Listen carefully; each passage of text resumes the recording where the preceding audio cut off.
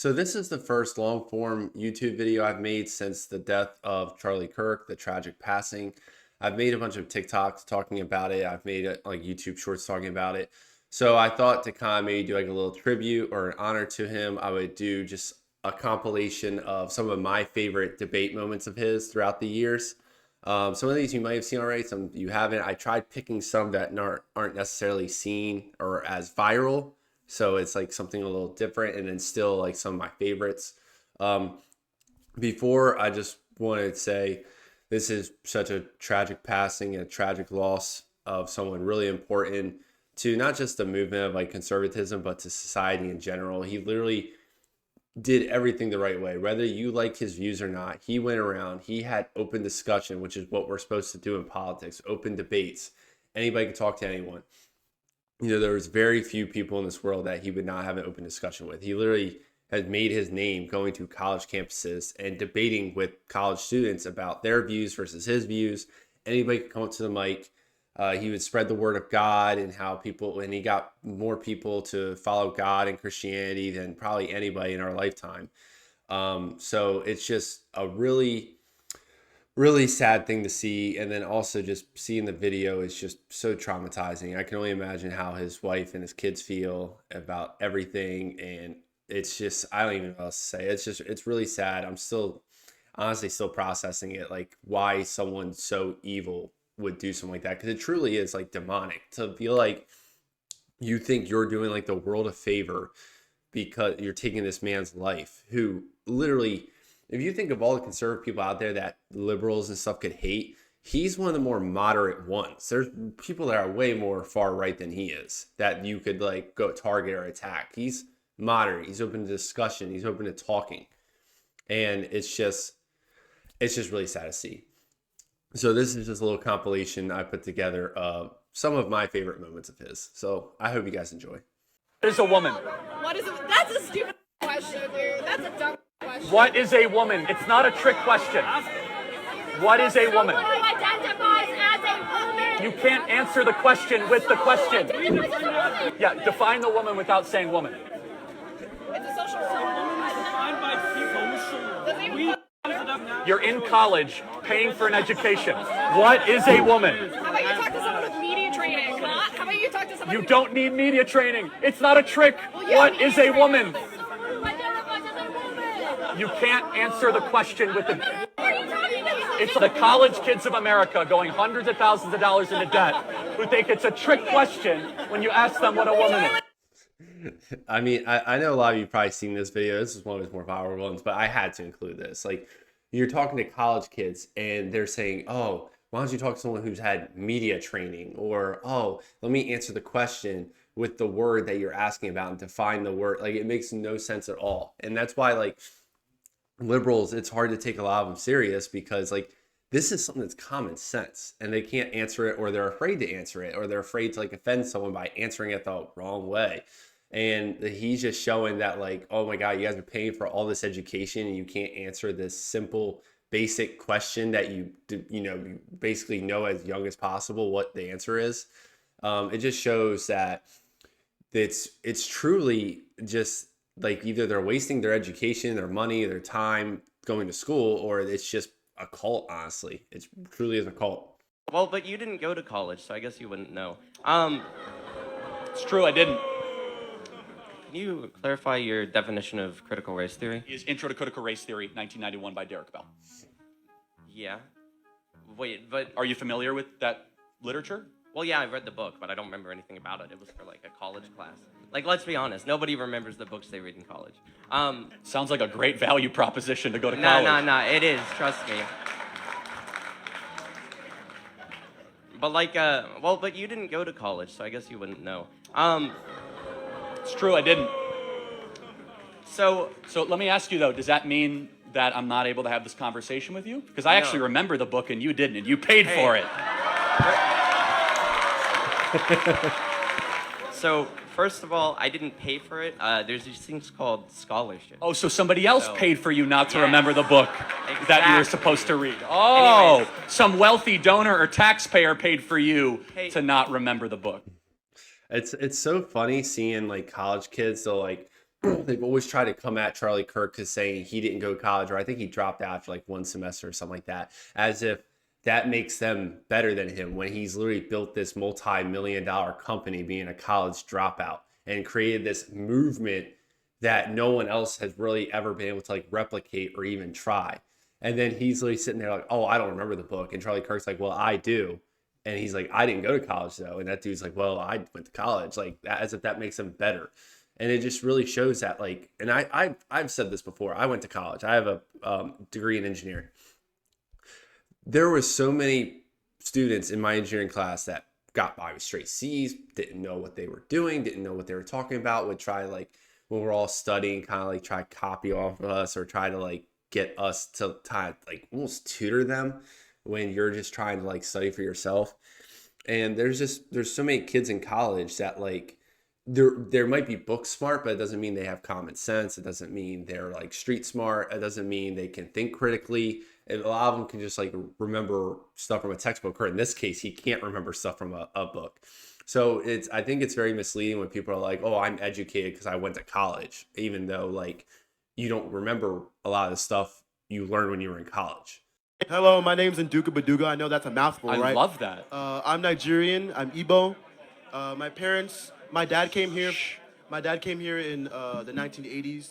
He was a survivor of the Nigerian Civil War, and there was a massive genocide against my tribe or ethnicity in Nigeria. Are you in the Muslim or the Christian? I'm the Christian. Yeah, which was totally persecuted by radical Islam. So God bless you. Thank you. Yeah. Yeah. So I have one question. So I do agree with you because I was here originally to ask you about your opinion about aid to foreign countries and stuff like that in Africa, et cetera, because my argument originally was that yes, the United States gives aid to Africa, but that doesn't help.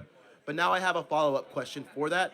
So essentially, I wonder, since America and Western countries own a significant amount of the oil in third world countries, et cetera, how do you guys, if you guys don't give aid to these countries, because the aid doesn't help them, it destabilizes them.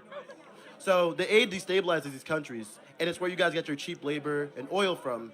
So how do you guys intend to replace those profits while losing the source of profit? Great question. Let me.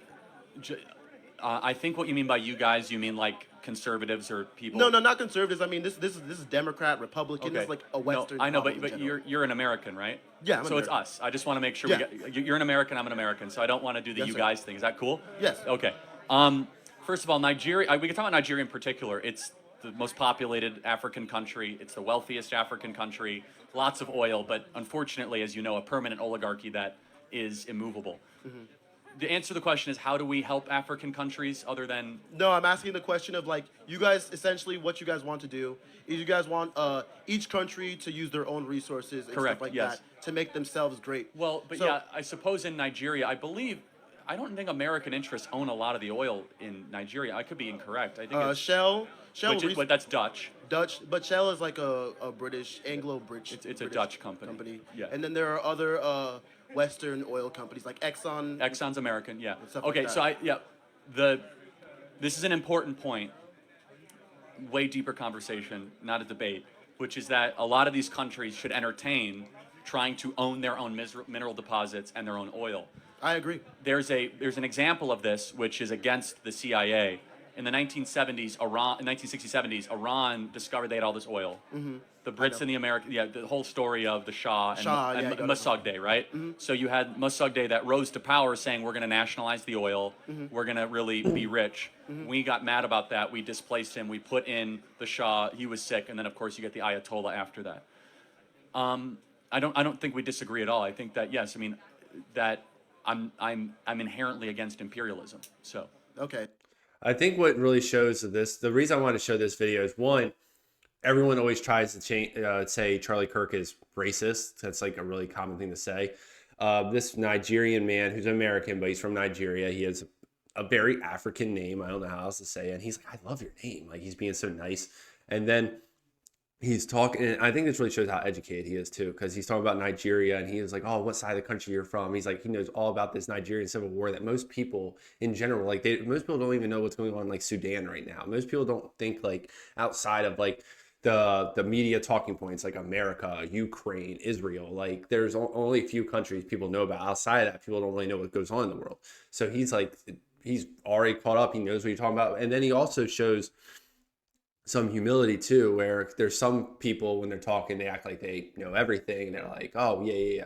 So he's saying, I don't think a lot of American interests are there. And he brings up Exxon, and he was like, oh, okay. So yeah, maybe there is. Like, okay, I didn't realize that. And then they go talking on, and he's basically talking against, he said, this goes against the CIA. He's like, I'm against imperialism. Like he speaks his mind freely, no matter what. And it's like, and he's just so educated. I think this is some stuff that was really like underappreciated when he was around. ICE. What is that sample? Immigration, Customs, and Enforcement. Hey, don't touch it. What are you doing? Gotta let her have her emotions, man. Listen. Have a nice day. Listen, I'm not saying that she was right. Let's have a conversation. She was wrong for that. But you gotta show yourself. Sorry, that. Charlie. If you really love her, you let her go. No, 100%, guys. I'm not gonna press. She did good. Thank you. See, I'm not gonna. Because I would have been pissed off on the elbow. No, that's Okay, okay. get it, women Hey, back. put it on mine. We gotta go shortly. I got a question. Sure. What was your name again? I'm sorry. I don't think I told you. My name's Mercury. Nice to meet you. Well, nice to re-meet you, I should say. What do you hope to get out of this? Why are you here? Okay, I've been asked that question a lot. First of all, that question should not even have to be asked, but when people stop talking, really bad stuff starts.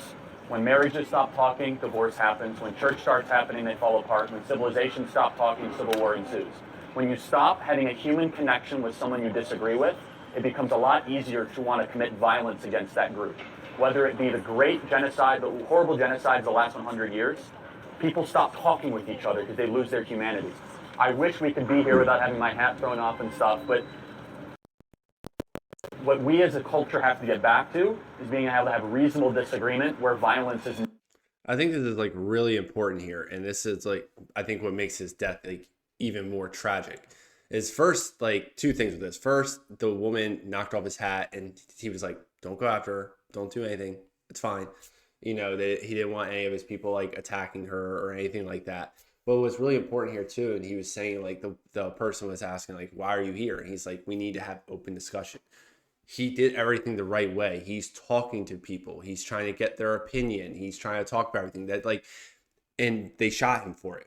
So it's like, how do we move on as a society where it's proven we can't even have open discussion about anything? You can't go out in public. Like a lot of these other conservative big name people are going to be scared to go out in public now, which is going to silence people, which is going to discourage conversation. And it's going to get to the point where more and more divided than ever, because that's what people, those crazy people like Tyler Robinson. And it's just like, how do you, if we can't even have conversations about our differences, like calm, polite debates, like how do we move as a society? How do we move in a good direction when we're clearly so divided? It's hard. Would you ever consider making a run for the presidency? You knew that was coming. I'm 31 years old. I got a great life. And my mission right now is defend the Trump administration on the great stuff they're doing, get J.D. Vance elected as the next president of the United States in 2028. And if they ever run out of people, I don't even know if I would consider it. You know why? People say, are you going to run for Senate or Congress? I'd say, listen, honestly, I think the impact we're making is bigger than sometimes some of the U.S. senators. I don't know if you guys agree or not. I do. But again, I'm not trying to, be braggadocious, but I can say what I want to say. We have a very successful podcast. Who listens to the Charlie Kirk Show? Anybody? I mean, it's amazing. Wow. Thank you guys. And our campus tours are sweeping the country, billions of views. I got over 1,000 employees. I'm the most blessed. I have to pinch myself when I wake up every single day that I get to be able to do this as my job. And so I never want to lose that. I always just want the highest and greatest impact. That's what makes this so sad too, is like after he died and, everyone got past like the shock and everything after seeing the video and stuff, everyone kept saying like they felt like he was going to be president one day. And he's only 31 years old. So I think he would have barely been eligible in 2028, but like he said, he was going to back J.D. Vance. But at some point down the road, like I said, he was only 31. If you think Trump's 79 right now, he had decades to decide if he wanted to be president. But I think it's, I think he would have definitely had a good shot at being president if he decided to run one day. And like the way he spoke, the education he has, the way he just talked, he just knew everything. He was so friendly and just a true man of God. So, and it's just sad, like seeing videos like this where people are asking him if he's going to be president, and then everyone's saying he would have been president one day, and he was just like, no, I'm not thinking about that right now. Just so humble. Would you rather have that black kid have a role model be Kendrick Lamar or Clarence Thomas? Kendrick, obviously. So not the black American on the United States Supreme Court. No, he's trying to ban interracial marriage. He's trying to like do all. Wow, no, he's in an interracial marriage. He literally like. He's married to a white woman. Yeah, I know the Roe v. Wade thing like goes against. He's trying to ban his own marriage. Yes. I thought I've heard I'm sorry everything. to break it to you. So we agree that there should be better role models, maybe. When have I ever said that there should not be? I'm agreeing with you that there should be fathers if they No, are I know, right it's for fine. that. We're agreeing. And last question, you're voting for Kamala, I'm guessing? How could you? Would you rather have that? He said, how you know? I think this really shows, one, these people are so brainwashed to think that Clarence Thomas would go ahead and ban his own marriage. That's how brainwashed these people are. That's the dumbest thing I have literally ever heard. And I will say, defense to Kendrick Lamar, he is probably, and if you're thinking the hip hop rap community, he is one of the better role models. I think he's been with the same woman for like over a decade.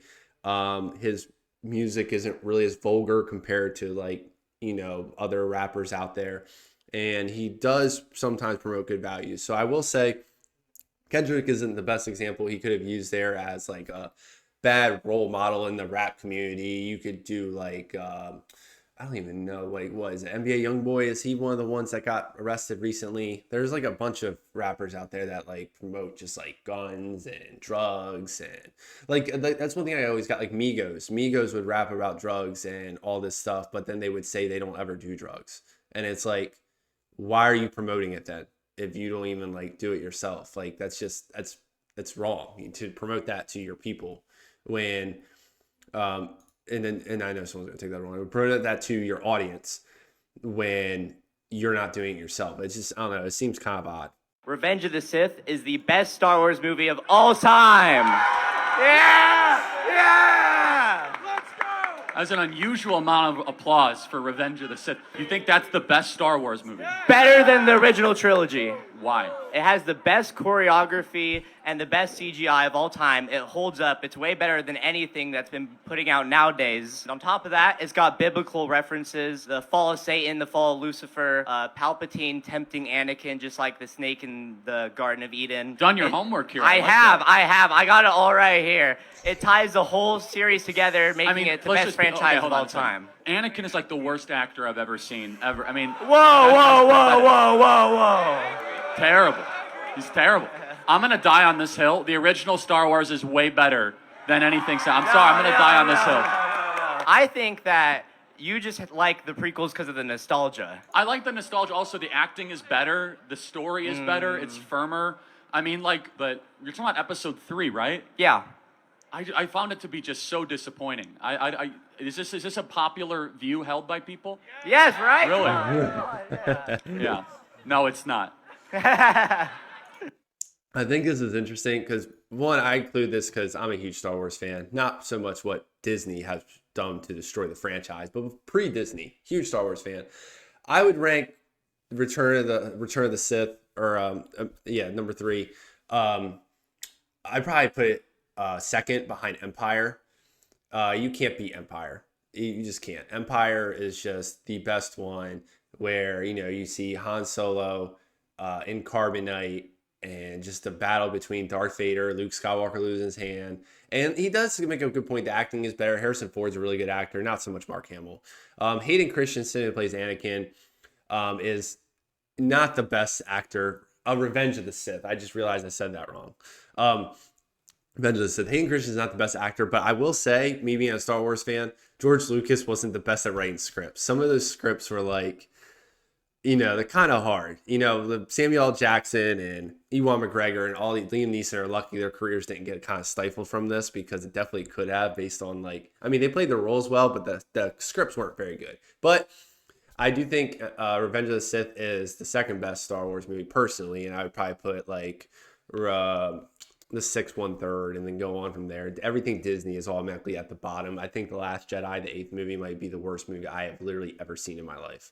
LeBron or Jordan, greatest of all time? Yeah, Jordan, not even close. For real? 100%. I could prove All right, it. break it down. How many finals has LeBron lost? 5? How many finals did MJ lose? 0? What about the points though? Great. He played longer, right? Okay. Played more games. Okay. Also, back in the 90s, did they play more competitive defense than they do today? Yeah, but they had like fucking bums fucking playing defense. They had No, bro, we got that- Kawhi. We got fucking Dwight Howard. LeBron had to play Dwight Howard, average, Kawhi. It's fair fucking, point. Average point per game NBA now versus average point per game in the 90s was what? Average point is now like 111 per game. You guys could fact check me. It's like 108 to 111. Facts. Back in the 90s, it was 88 to 92. Because they couldn't shoot. They can't shoot. Okay, so they might have gotten better at shooting. That might be the case. Exactly. LeBron's a better shooter, but here's better passer, better teammate, better scorer. Better Not teammate? scorer, not No, scorer. he's not a better teammate. He's a better team. He makes bums play good, bro. Y'all see the Cleveland Hold team? on. Cleveland 2017 got the Cleveland Michael team. Jordan 2017 made in the everybody finals, around him better. 2018 in the finals. He made- 2016 in the finals. Bro, he played with Matthew Dellavedova in 2016. That was his best teammate, bro. And in 2015, 2015. Talking about? So last time he won was in the bubble, right?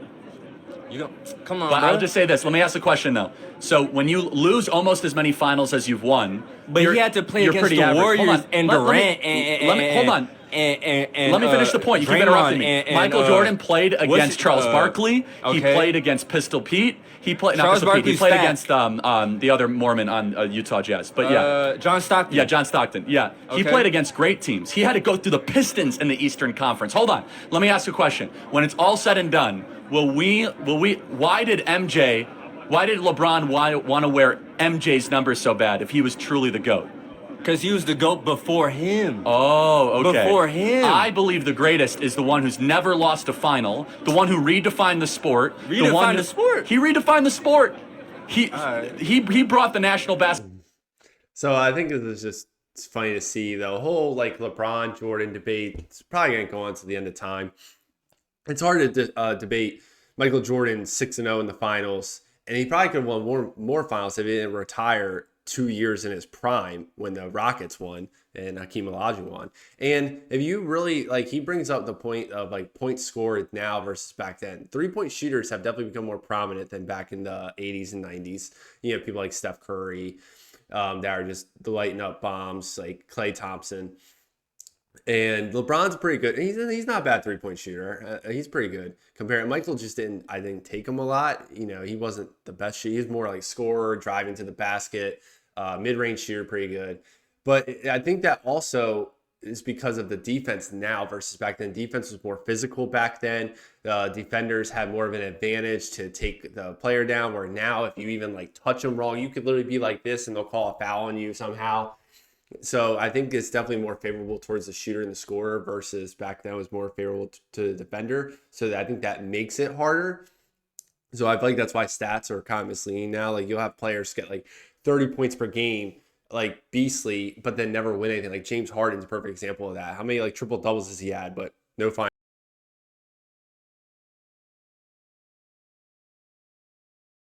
You know, it's just you have I think we live in a society now, or basketball now, where people care more about stats and winning, or the money they make more than they win. Whereas Michael Jordan was just, all he wanted to do was win. He's wanted to win. He would get pissed when he lost. He would get mad at his teammates, and he made his teammates better too. You know, he's trying to say LeBron made his team. First of all, he's trying to say LeBron's team in 2017, 2018 was full of bumps. He had Kyrie Irving and Kevin Love. He literally created a big three after he created a big three of the Heat with Chris Bosh and Dwayne Wade. And then on the Lakers now, he had Anthony Davis, I think, until this year. They traded him. Now he's got Luka Doncic. He's, ever since his first years in Cleveland, he's had nothing but stars around him all the time, and he still loses finals. So imagine if Michael Jordan teamed up with Charles Barkley and Patrick Ewing. They would probably go undefeated every year. So yeah, Michael Jordan's better. Michael Jordan's always going to be better. LeBron's a good athlete. He obviously has the points record and he's good stat-wise, but you're not going to beat Jordan. You're just not. So that's just my little compilation of my favorite moments of Charlie Kirk. It's sad that we're never going to see these kind of just debates again from him. Like, he was just so knowledgeable. He was friendly. He just knew how to talk to people. And there's just never going to be, there's no replacing him. There's never going to be like anyone like him. Like, Ben Shapiro can't do what he does. Matt Walsh can't do what he does. You know, no one can replace this. And it's just sad that we're never going to see it again going forward. Let me know what you guys think in the comments about Charlie Kirk and these videos I picked out. I hope this was like kind of like a, you know, best kind of tribute I could do for him, you know, having somewhat of a platform to kind of talk about this stuff with, and hopefully you guys all enjoy this too. I guess this is the end of the video, so I just catch you next time. Let me know in the comments what you think about Charlie Kirk.